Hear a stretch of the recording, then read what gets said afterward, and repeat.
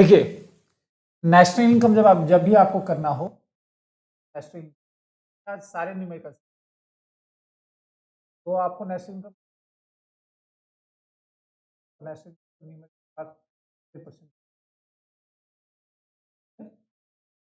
Clear है। देखिए, national income में कुछ बेसिक फॉर्मूले हैं जो आपको ध्यान रखना है। बेसिक फॉर्मूले आपको बहुत ही इंपॉर्टेंट, तो आपको बहुत ध्यान रखना है कि बगैर आप फॉर्मूले बना नहीं सकते। ठीक है, फॉर्मूले है क्या क्या देख लो। अगर n इक्वल्स टू डी है, इसका मतलब नेशनल और डोमेस्टिक है, तो नेशनल इनकम निकालना है और डोमेस्टिक दिया हुआ है, क्या करेंगे, NFIA उसमें ऐड कर दो। और डोमेस्टिक दिया हुआ है, नेशनल दिया हुआ है। ध्यान रखना, जो इधर होता है ना, जो इधर होता है वो क्या होता है, फाइंड करना होता है। जो इधर होता है वो क्या होता है, गिवन होता है। ऐसा समझ लेना, डोमेस्टिक फाइंड करना, नेशनल दिया हुआ है, तो बाहर की इनकम माइनस कर दोगे, डोमेस्टिक इनकम निकल जाएगी। और NFIA का फॉर्मूला क्या हो जाएगा, NFIA का फॉर्मूला होगा factor income from abroad, factor income from abroad minus factor income to abroad. Clear है यहाँ तक, कोई दिक्कत। फिर आपको ये ध्यान रखना है कि नेट निकालना हो तो हम क्या करेंगे, ग्रॉस में से डेप्रिसिएशन माइनस कर दें। तो ग्रॉस निकालना हो तो नेट प्लस डेप्रिसिएशन कर, और डेप्रिसिएशन निकालना हो तो क्या करेंगे, ग्रॉस माइनस। क्लियर है, ठीक है ना, वही चीज है ये। क्लियर है, n इक्वल्स टू जी, अगर मान लो नेट निकालना है, ग्रॉस दिया हुआ तो डेप्रिसिएशन माइनस कर देंगे। ग्रॉस में इंक्लूड होता है डेप्रिसिएशन, ग्रॉस का मतलब होता है टोटल, प्लस कर देंगे और ये आ जाएगा। अगर फैक्टर कॉस्ट निकालना है, वो मान लो मार्केट प्राइस, तो हमेशा याद रखना मार्केट प्राइस बड़ा होता है, इसमें टैक्स इंक्लूड होता है। तो मार्केट प्राइस अगर दिया हुआ है, फैक्टर कॉस्ट निकालना है, तो इसमें टैक्स माइनस कर दो। और अगर मार्केट प्राइस निकालना है, इसका मतलब फैक्टर कॉस्ट प्लस टैक्स उसमें इंक्लूड होगा। नेट इनडायरेक्ट टैक्स और इनडायरेक्ट टैक्स में ज्यादा डिफरेंस नहीं है। नेट इनडायरेक्ट टैक्स का मतलब होता है इनडायरेक्ट टैक्स में से कितना सब्सिडीज माइनस करने के बाद हमें टैक्स देना होता है, वो हमारा क्या है, नेट इनडायरेक्ट। क्लियर है, तो ये बेसिक फॉर्मूले हैं। अगर आप ये याद नहीं करते तो चलो आपसे नेशनल इनकम नहीं। क्लियर है, अब आते हैं methods of national income. Methods of national methods of national methods of national income करें। अब इसमें सबसे पहला मेथड आता है वैल्यू एडेड मेथड। क्या आएगा, value added method. Value added या इसे बोलते हैं प्रोडक्शन मेथड। क्या बोलेंगे, प्रोडक्शन मेथड, वैल्यू एडेड या प्रोडक्शन। ठीक है, अब देखो वैल्यू एडेड मेथड में आप प्रोडक्शन के बेसिस पे नेशनल इनकम निकाल रहे हो, तो सबसे पहले आपको ये फाइंड आउट करना होगा कि प्रोडक्शन होता कहाँ से होता है। प्रोडक्शन प्राइमरी सेक्टर से होता है, सेकेंडरी सेक्टर से होता है, या टर्शियरी सेक्टर से होता है, यही तीनों होगा। तो वैल्यू ऑफ आउटपुट आप सीधा निकालोगे, वैल्यू ऑफ आउटपुट तो इसका फॉर्मूला जनरली होता है sales plus change in stock, sales plus change in stock. और सेल्स का फॉर्मूला होता है प्राइस इंटू क्वांटिटी, कितने की प्राइस है और कितना आपने बेचा वो निकाल सकते हैं। और चेंज इन स्टॉक का फॉर्मूला होता है closing stock minus stock, closing stock minus opening stock. ठीक है, या हम ऐसे भी लिख सकते हैं value of output of primary sector,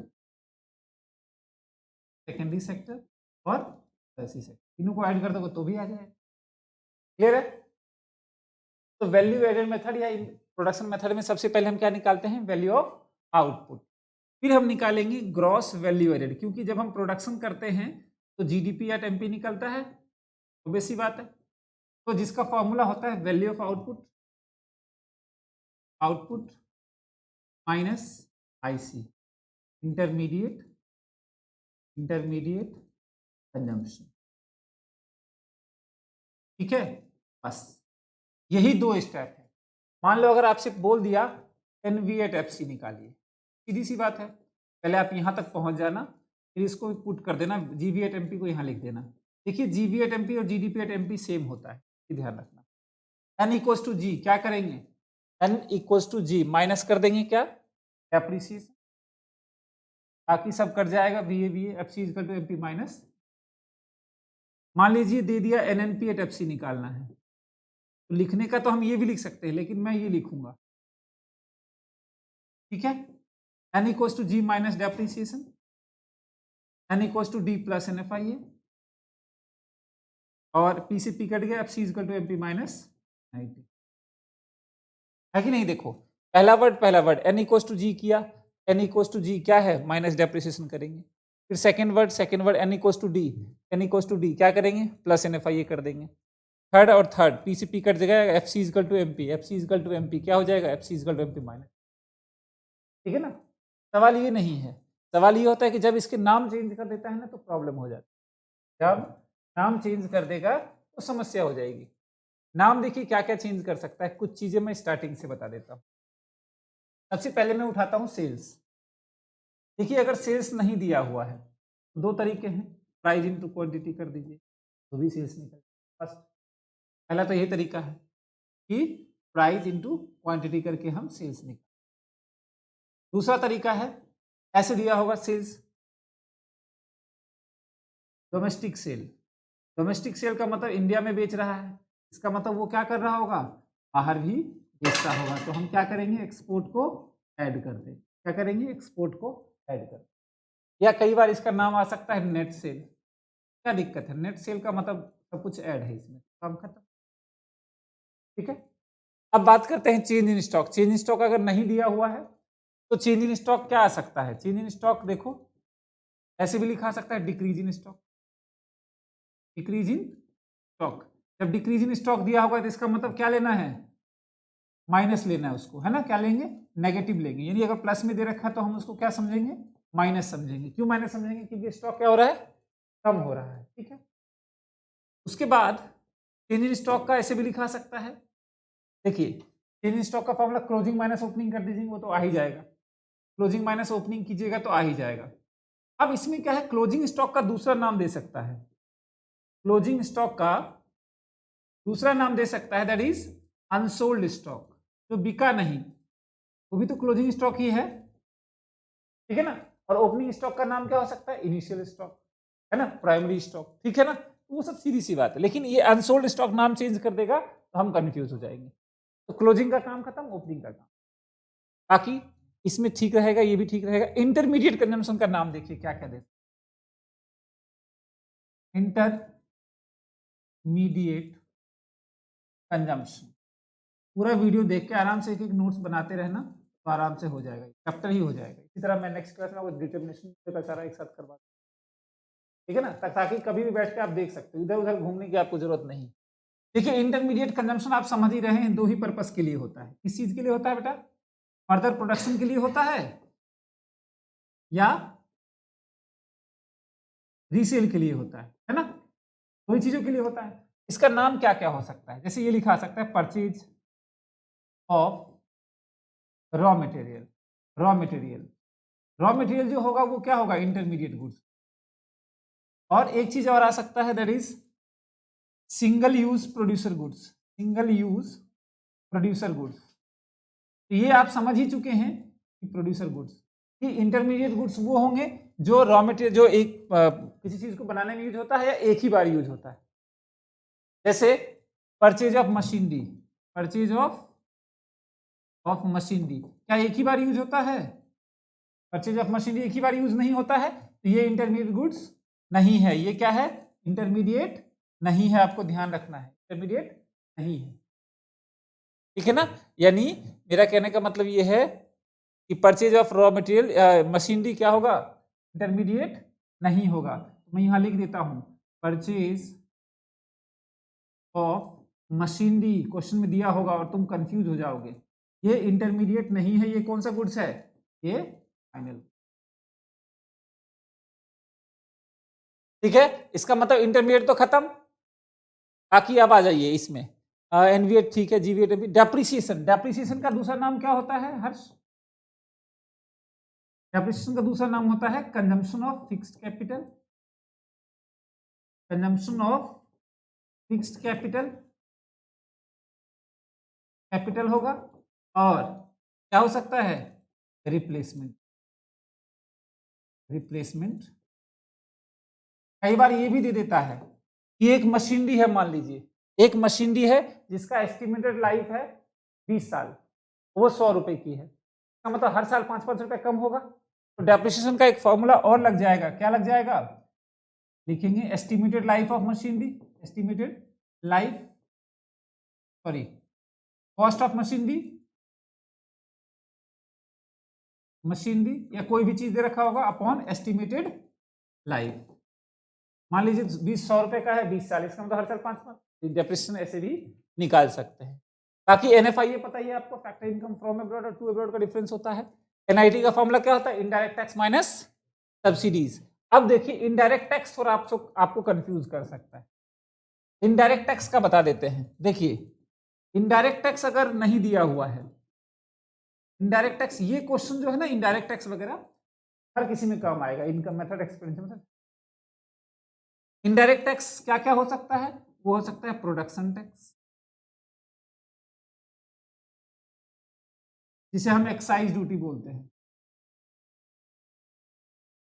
GST हो सकता है, सेल्स टैक्स हो सकता है, सर्विस टैक्स हो सकता है,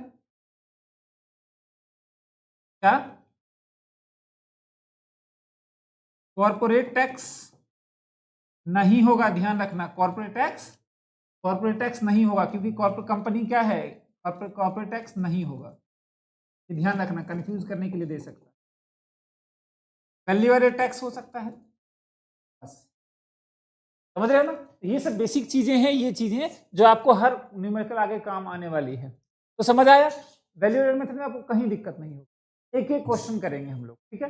ये कौन सा मेथड था, वैल्यू एडेड मेथड। अब इनकम मेथड भी देख लेते हैं।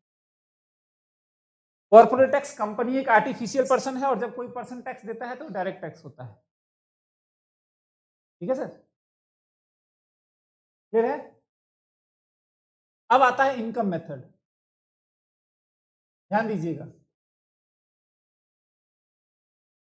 क्या आएगा, income method.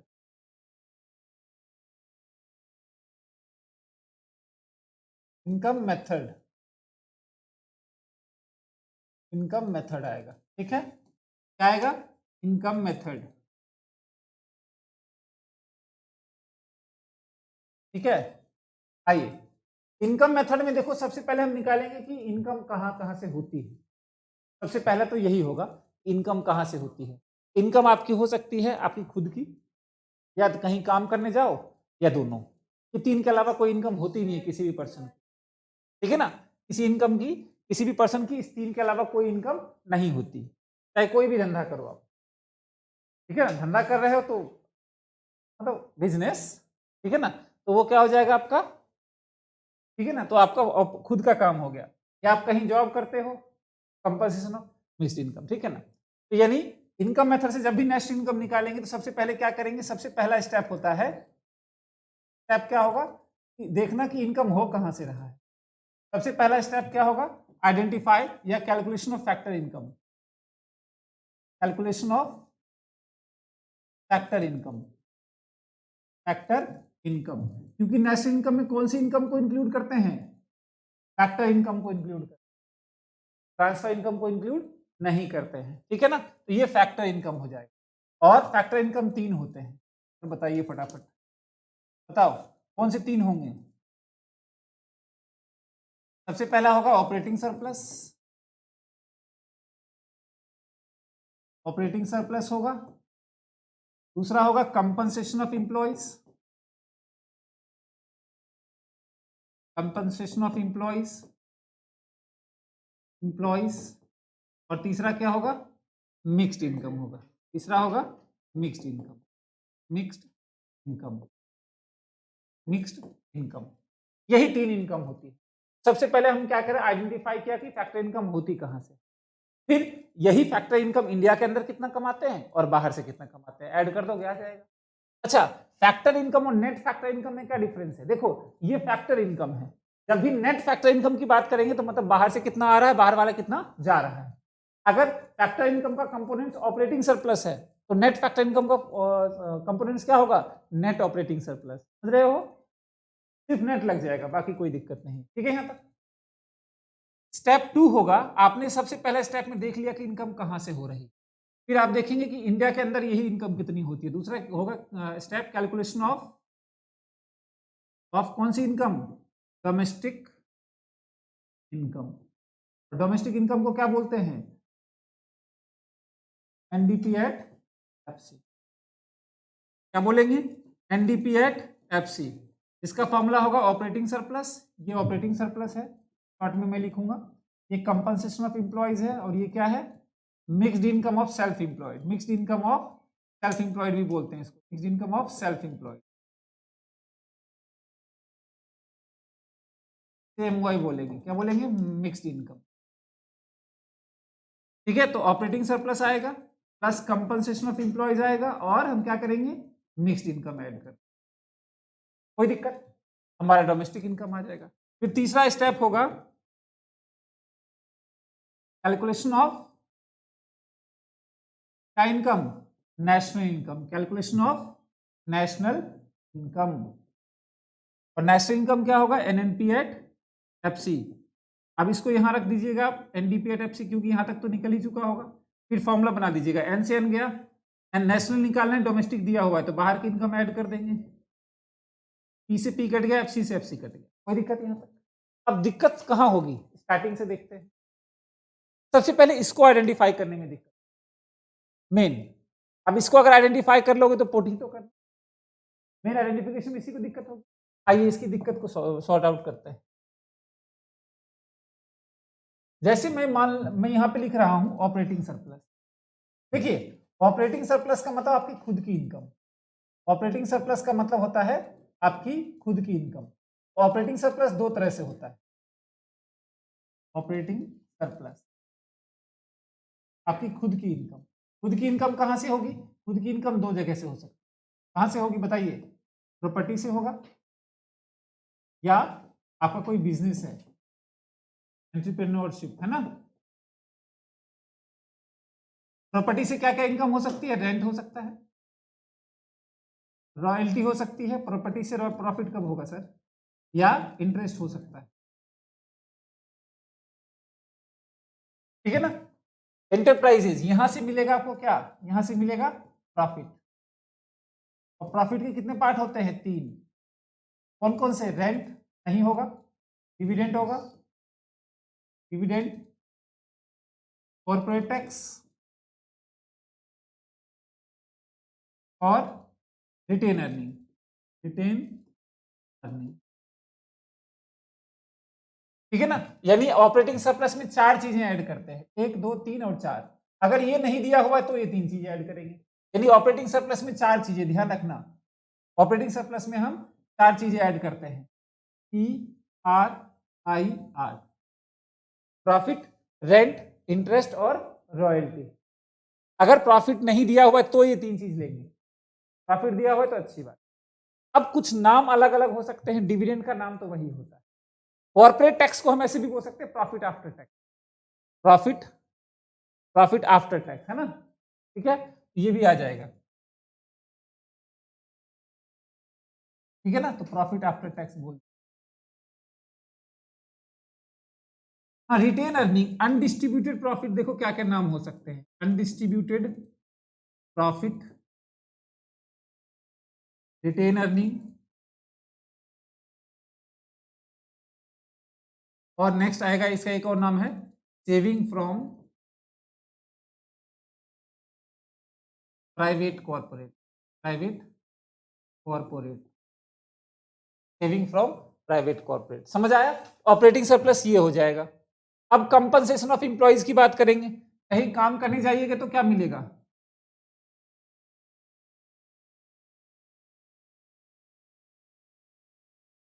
Compensation of employees, कहीं काम करने जाइएगा तो क्या मिलेगा आपको, वेजेस एंड सैलरी मिलेगी, ओनर्स रेम्युनरेशन फैसिलिटी मिलेगा, रेम्युनरेशन क्या मिलेगा, फैसिलिटी। नेक्स्ट आपका मिलेगा ओनर्स रेम्युनरेशन फैसिलिटी, समझ रहे हैं? रेम्युनरेशन फैसिलिटी में क्या क्या आएगा, हाउस रेंट है ना, DA dearness allowances, medical facility, ये सारी चीजें। और एक होता है ओनर्स कंट्रीब्यूशन,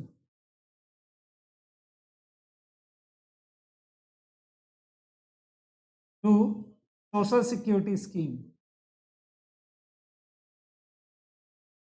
सिक्योरिटी स्कीम। क्या होता है कि आपको जो है कुछ चीजें मालिक आपकी सिक्योरिटी के लिए देता है, जैसे प्रोविडेंट फंड, ठीक है ना, ग्रेजुटी, ठीक है, पी और पेंशन,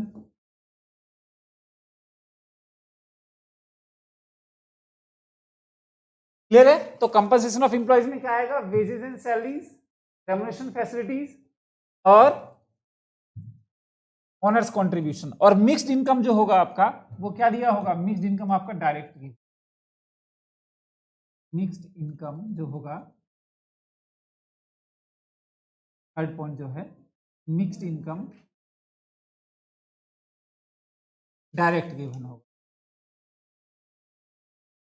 और अगर नहीं दिया हुआ है तो जीरो ले लेंगे, कोई दिक्कत यहां तक? ये आपका कौन सा मेथड था, इनकम मेथड। कौन सा मेथड था, इनकम।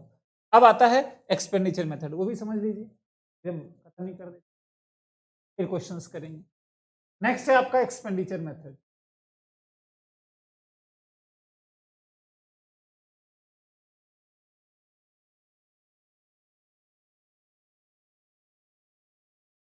एक्सपेंडिचर मेथड, ठीक है। अब सीधा सोचिए कि गवर्नमेंट या इकोनॉमी कुछ खर्च करती है तो उसका अल्टीमेटली इफेक्ट किस पे पड़ेगा, जीडीपी पे। जितना इकोनॉमी में हम लोग खर्च करते हैं, गवर्नमेंट खर्च करती है, उसका इफेक्ट किस पे पड़ेगा, जीडीपी पे। तो एक्सपेंडिचर मेथड से डायरेक्ट मैं बता देता हूं, निकालते हैं जीडीपी एट एमपी। इसमें क्या होता है कि हम सारे खर्चों को ऐड कर देते हैं, सी plus G plus E plus आई। ये खर्चे क्या है मैं थोड़ा सा आपको बता रहा हूं, उससे पहले ये समझ लीजिए कि एक्सपेंडिचर मेथड में सारे खर्चों को ऐड किया जाता है।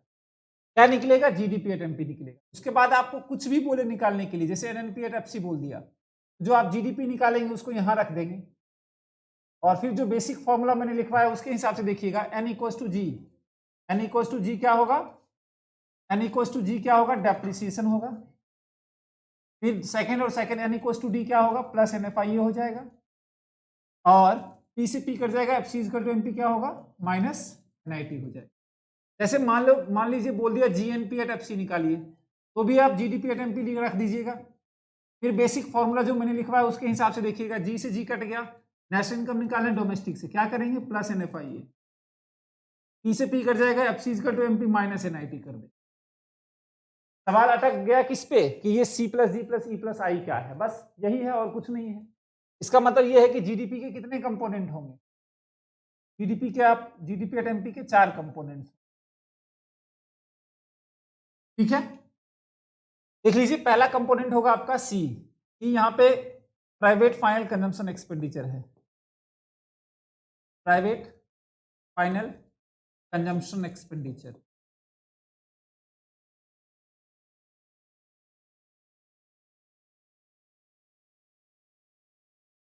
Private final consumption expenditure. G क्या है, जी आपका है government final consumption expenditure. G क्या है, government final consumption expenditure,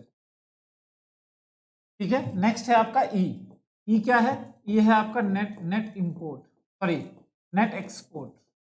net export का फॉर्मूला कैसे होता है, एक्सपोर्ट माइनस इंपोर्ट। अगर नेट एक्सपोर्ट नहीं दिया हुआ तो एक्सपोर्ट माइनस इंपोर्ट कर देंगे। कई बार क्वेश्चन को कंफ्यूज करने के लिए आपको दिया होगा net import, import net weight से कुछ मतलब नहीं है, हमें एक्सपोर्ट माइनस इंपोर्ट करना ही पड़ेगा। नेट इंपोर्ट अलग चीज है, हमें चाहिए नेट एक्सपोर्ट। तो अगर एक्सपोर्ट नहीं दिया हुआ, नेट इंपोर्ट दिया हुआ है, तो क्या करेंगे, जीरो माइनस इंपोर्ट, ठीक है क्या सर, दोनों नेट में नहीं दिया होगा, नहीं नहीं। चलिए, आई होता है आपका इन्वेस्टमेंट, आई क्या होगा, इन्वेस्टमेंट। और इन्वेस्टमेंट की इन्वेस्टमेंट की पहचान जो होती है, इन्वेस्टमेंट बोलेंगे, इन्वेस्टमेंट की पहचान जो होती है वो capital formation, capital formation, capital formation, ठीक है ना। तो अगर इतना इजी क्वेश्चन दिया होता तो कोई समस्या ही नहीं होती, लेकिन क्या करते हैं ये प्राइवेट या पर्सनल, पर्सनल ये सब एक ही चीज है, गवर्नमेंट, नेट एक्सपोर्ट, इन्वेस्टमेंट में प्रॉब्लम हो सकती है। देखिए आपको इन्वेस्टमेंट में दिक्कत करेगा। इन्वेस्टमेंट की पहचान किससे होती है? कैपिटल फॉर्मेशन से। तो सब में तो कैपिटल फॉर्मेशन होगा ही होगा, कैपिटल फॉर्मेशन। अगर जितने भी इन्वेस्टमेंट दिया हुआ है, चाहे वो नेट इन्वेस्टमेंट दिया हुआ हो, सब में कैपिटल फॉर्मेशन होगा। 4 टाइप होते हैं इसके, मैं बता देता हूं। सब में कैपिटल फॉर्मेशन होगा। तो डिफरेंस क्या होगा बता देते हैं, डिफरेंस भी कैपिटल फॉर्मेशन, और यहां पे भी कैपिटल फॉर्मेशन।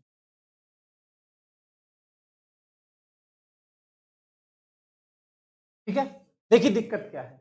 अगर आपके पास इन्वेस्टमेंट ग्रॉस दे दिया, ग्रॉस कैपिटल फॉर्मेशन, तब तो कोई समस्या ही नहीं है, क्योंकि इन्वेस्टमेंट यहाँ पे भी ग्रॉस नहीं निकाल रहे हैं, और इन्वेस्टमेंट भी हमारा क्या है, ग्रॉस है, सीधा उठा के हम रख देंगे।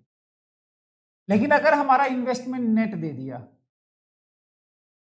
हम तो निकाल रहे हैं जीडीपी एट एमपी, और हमारा इन्वेस्टमेंट किस में है, नेट में है, तो क्या करेंगे, G equals to N plus appreciation, logically समझो, फिर कोई दिक्कत।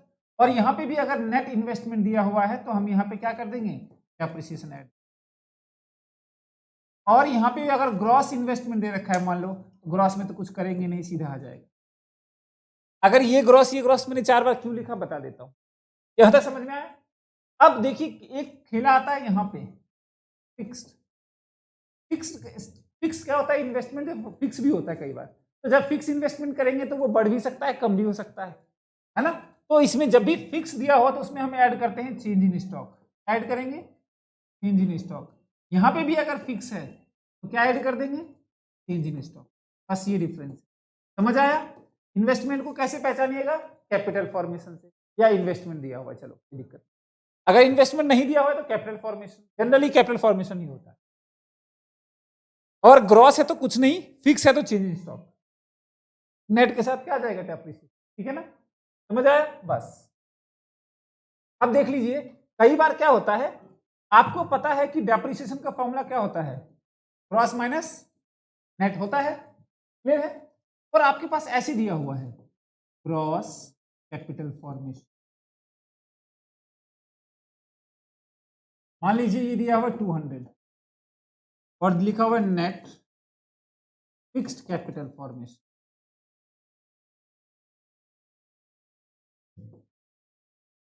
ये है 150। फिर दिया हुआ है आपका डेप्रिसिएशन, क्या दिया हुआ है, सॉरी, फिर दिया हुआ है आपका change in stock, change in stock दिया हुआ है, क्या दिया हुआ है, चेंज इन स्टॉक, वो है 50, वो है आपका 20। अब देखिए डेप्रिसिएशन निकालने के लिए ग्रॉस माइनस नेट होता है, तो ग्रॉस कैपिटल फॉर्मेशन कितना है, 200। नेट फिक्स जैसे ही लगेगा तो क्या करना पड़ेगा, चेंज इन स्टॉक को ऐड करना पड़ेगा, तो माइनस कर देंगे नेट के। अब देखिए ग्रॉस माइनस नेट कीजिएगा, इसका मतलब 200 में से 150 तो जाएगा ही जाएगा, वो तो क्लियर है। लेकिन इसमें क्योंकि लिखा हुआ है फिक्स, तो चेंज इन स्टॉक हम ऐड कर देंगे, यानी 150 प्लस 20, इस तरह से भी डेप्रिसिएशन चल सकता है, और कई क्वेश्चन में दिया होता है, कोई दिक्कत। तो ये आपके 3 मेथड थे। नेशनल इनकम में एक न्यूमेरिकल और दे देता है जिसका कोई मतलब नहीं होता, लेकिन फिर भी पता होना चाहिए आपको, एक है जीडीपी डिफ्लेटर, जीडीपी डिफ्लेटर, जिसको हम बोलते हैं प्राइस इंडेक्स, प्राइस इंडेक्स, जिसका फॉर्मूला होता है नॉमिनल जीडीपी अपॉन में रियल जीडीपी इंटू 100। समझ में आया, ये है। अब नॉमिनल जीडीपी तो समझ ही रहे, करंट ईयर के प्रोडक्शन को करंट ईयर की प्राइस से अगर हम मेजर करेंगे तो वो हमारा क्या होगा, नॉमिनल जीडीपी। और अगर करंट ईयर के प्रोडक्शन को बेस ईयर की प्राइस से मेजर करेंगे तो वो क्या होगा, रियल जीडीपी। कोई दिक्कत, ये आ जाएगा। अब हम स्टार्ट करते हैं क्वेश्चंस, ध्यान दीजिएगा, ठीक है। अब हम स्टार्ट करेंगे क्वेश्चन, पहले छोटे छोटे क्वेश्चंस करेंगे, फिर बड़े क्वेश्चंस करेंगे। देखिए जैसे आपके पास क्वेश्चन दिया हुआ है, तो थोड़ा बड़ा कर देता हूं, ये ले लीजिए, ध्यान दीजिएगा। क्वेश्चन कह रहा है from the following data calculate national income by income and expenditure. Clear है? तो मैं सबसे पहले यहां पे क्या लिखूंगा, इनकम मेथड, इनकम मेथड। और इनकम मेथड में हम सबसे पहले क्या निकालते हैं बताइए, इनकम मेथड में हम निकालते हैं एनडीपी एट एफसी। इसका फॉर्मूला क्या होता है, operating surplus, compensation of employees और मिक्स्ड इनकम। ऑपरेटिंग सरप्लस में चार चीजें आती हैं, प्रॉफिट, रेंट, इंटरेस्ट और रॉयल्टी। ढूंढिए, एक हो गया रेंट, ठीक है ना, फिर हो गया इंटरेस्ट, फिर हो गया प्रॉफिट और रॉयल्टी भी है। चलिए तो ये चारों चीजें ऐड हो जाएंगी, कितना होगा 200, 225, 245 और 245 प्लस, यानी क्या क्या ऐड होगा, ऐड होगा 200 प्लस 25 प्लस 20 प्लस 130। ये हमारा क्या हो गया, ये हमारा ऑपरेटिंग सरप्लस का पार्ट है, ठीक है।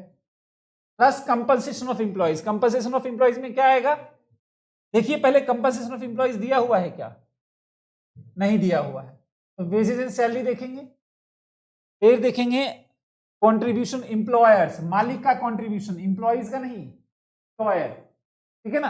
एम्प्लॉयर कंट्रीब्यूशन ध्यान रखिएगा, एम्प्लॉयज का कंट्रीब्यूशन नहीं लेते, एम्प्लॉयर्स का कंट्रीब्यूशन लेते।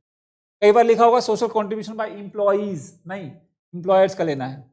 तो वेजेस सैलरी कितना 600 प्लस 55, बाकी नहीं दिया हुआ है, 655 है, 600 प्लस 55, ठीक है। तो सीओई का काम हो गया, plus mixed income, mixed income of self employed कहीं दिया हुआ है, देखिए तो है कहीं, नहीं दिया हुआ है, नहीं नहीं लेंगे, ठीक है, जीरो ले लेंगे।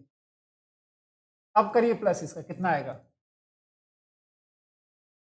ये आ जाएगा 80, 300, 300, 900, 10, ये 55, 25, 80, 80, 20, 100, 100 और 300, 300, 300 और 430, 1030। करोड़ों में है अमाउंट, देखिए तो करोड़ में है, तो रुपीज 1030 करोड़ आ जाएगा। कोई दिक्कत यहां तक, ये हमारा क्या आ गया, एनडीपी एट एफसी। निकालना है क्या बाबू, निकालना है नेशनल इनकम, तो एनएनपी एट एफसी निकालना है, एनएनपी एट एफसी, ठीक है, एनएनपी एट एफसी निकालना है। तो एनएनपी एट एफसी में हम क्या करेंगे, एनडीपी एट एफसी को यहाँ पे पुट कर देंगे, फिर फॉर्मूला बनाएंगे, एन से एन गया, एन इक्वल टू डी, क्या करेंगे प्लस एनएफआईए। बताइए ये है 1030, एनएफआईए का फॉर्मूला क्या होता है, फैक्टर इनकम फ्रॉम अब्रॉड और फैक्टर इनकम टू अब्रॉड। देखिए देखिए देखिए यहाँ पे लिखा हुआ net factor income to abroad, इस चीज को ध्यान रखना है। फैक्टर इनकम फ्रॉम नहीं दिया हुआ है, नहीं दिया तो फ्रॉम को जीरो लेंगे और टू माइनस होता है, फ्रॉम माइनस टू होता है ना, टू हमारा 30 है। एनएफआईए का फॉर्मूला क्या होता है, factor income from abroad minus factor income to abroad. चलिए ये कितना आ जाएगा 1000।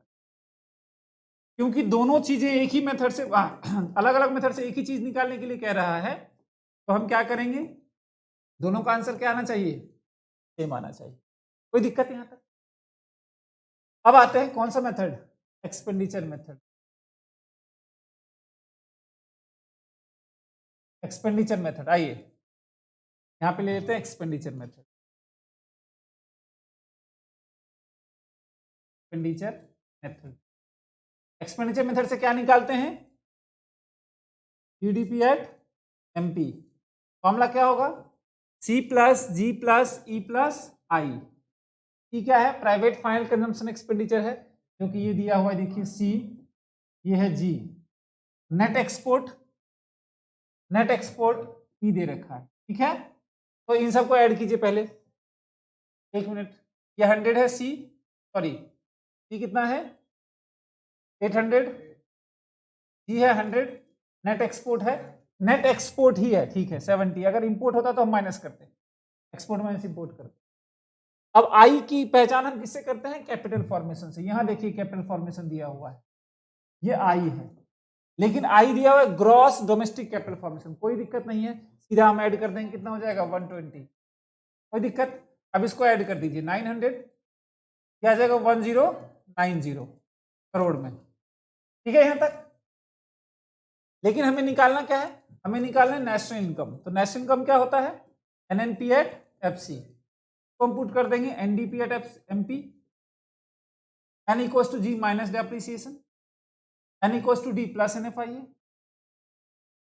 पी से पी कट गया, FC equal to MP minus NIT.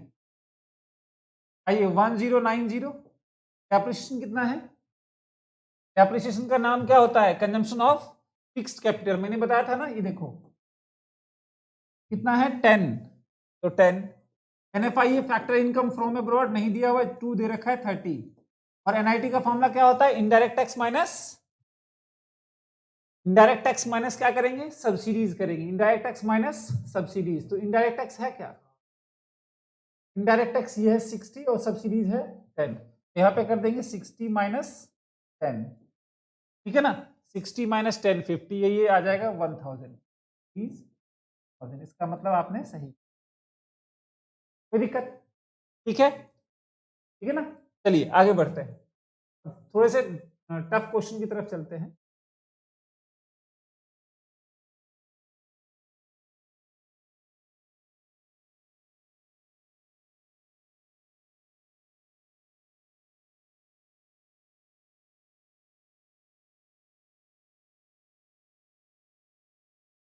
चलिए ये क्वेश्चन उठाते हैं।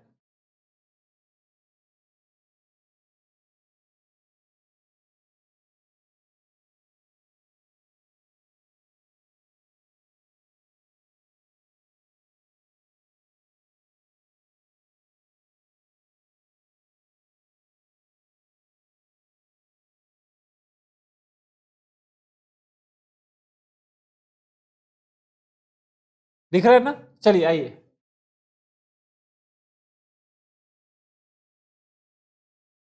चलिए क्या कह रहा है, given the following data find out the missing frequency private final consumption expenditure and operating surplus.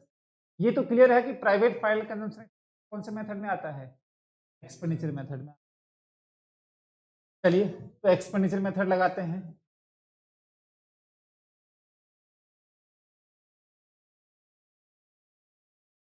और एक्सपेंडिचर मेथड में फॉर्मूला आता है GDP at MP equals to C plus G plus E plus I. Private final consumption expenditure क्या है, वो सी ही तो है, तो सी निकालना है, बहुत बढ़िया, सी रहने दो। सी कितना है हमारे पास, गवर्नमेंट फाइनल कंजम्पशन एक्सपेंडिचर कितना है बाबू, ये है डी 12,500 प्लस नेट एक्सपोर्ट कितना है, ई देखिए नेट एक्सपोर्ट है हमारे पास 2000, और इन्वेस्टमेंट कितना है, इन्वेस्टमेंट की पहचान किससे होगी, कैपिटल फॉर्मेशन से होगी, देखिए ये रहा, ये है ना, क्या दिया हुआ है, ग्रॉस डोमेस्टिक कैपिटल फॉर्मेशन, सीधा ऐड हो जाएगा 17,000, कितना आ जाएगा ये 14 सी प्लस 31,500। इसका मतलब सी तभी निकलेगा जब किससे, जब क्या निकलेगा हमारे पास, जीडीपी एट एमपी, क्लियर है। तो जीडीपी एट एमपी निकालने के लिए कुछ ना कुछ क्वेश्चन में तो दिया होगा, तो आप देखिएगा यहाँ पे लिखा हुआ है नेशनल इनकम, इसका मतलब ये क्या दिया हुआ है, एनएनपी एट एफसी, यानी हमें एनएनपी एट एफसी से हम निकल सकता है जीडीपी एट एमपी। तो यहाँ पे मैं वर्किंग नोट दे देता हूँ, और मैं यहाँ पे लिख देता हूँ जीडीपी एट एमपी निकालेंगे, कैसे निकालेंगे, फॉर्मूला लिखेंगे सी प्लस, सॉरी हमारे पास नेशनल इनकम दिया हुआ है, तो नेशनल इनकम से निकल जाएगा, फॉर्मूला बना दीजिए ना, ये formula G equals to N क्या होगा, plus depreciation, G equals to N minus N F I A, PCP cut गया, FC equal to MP plus NIT, कोई दिक्कत, प्लस एनआईटी।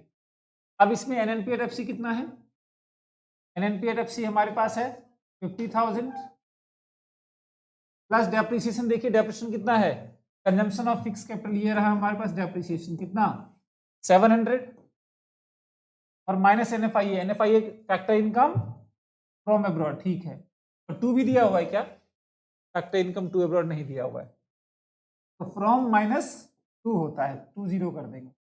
और एनआईटी का फॉर्मूला क्या होता है? Indirect tax minus subsidies. तो आप देखिए कि NIT indirect tax minus subsidies कहीं दिया हुआ है? कहाँ है नेट इनडायरेक्ट टैक्स? सेकंड दिया हुआ है नेट इनडायरेक्ट टैक्स, देखिए रहा है एनआईटी कितना है 1000। कितना आ जाएगा 51,200। यही आएगा ना? यही आएगा, देखिए तो कैलकुलेशन करके।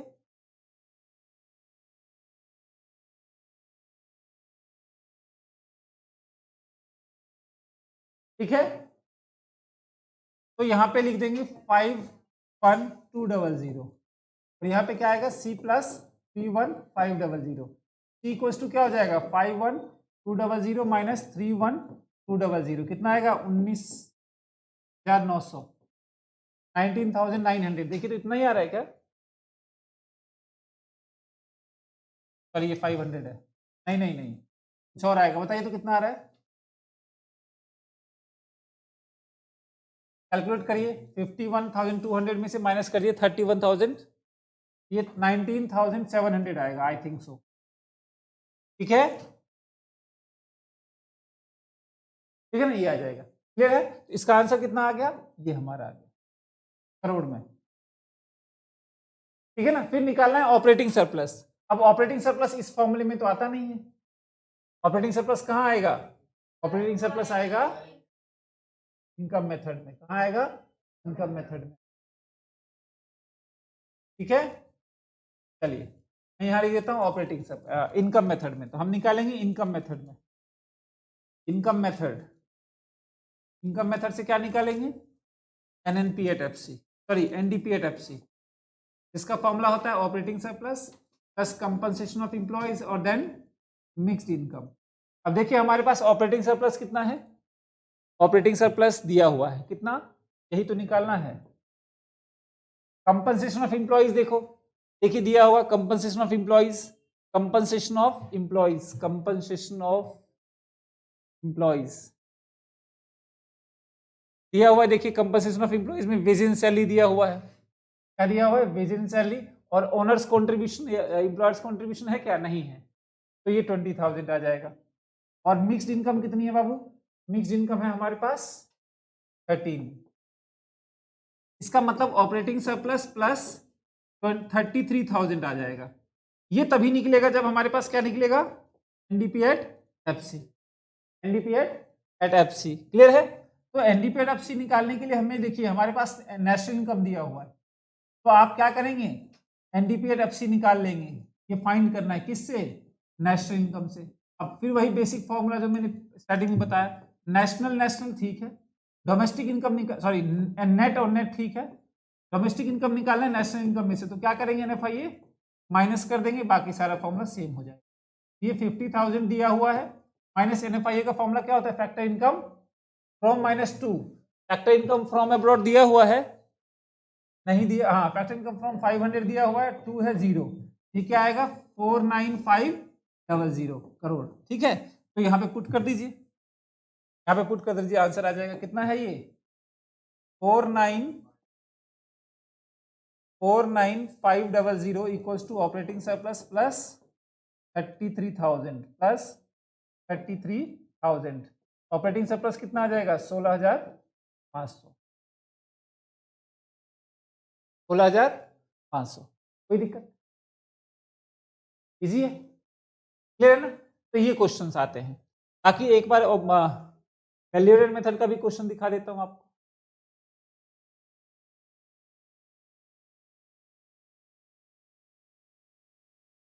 एक वैल्यूएटेड मेथड के भी क्वेश्चंस कर लीजिए।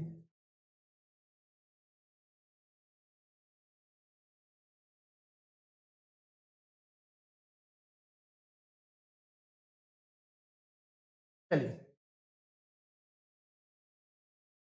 ये देख लीजिए,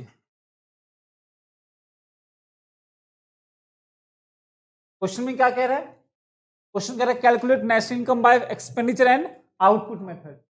क्लियर है? तो मैं एक्सपेंडिचर मेथड, आपका होमवर्क है आउटपुट मेथड करवा देता हूं।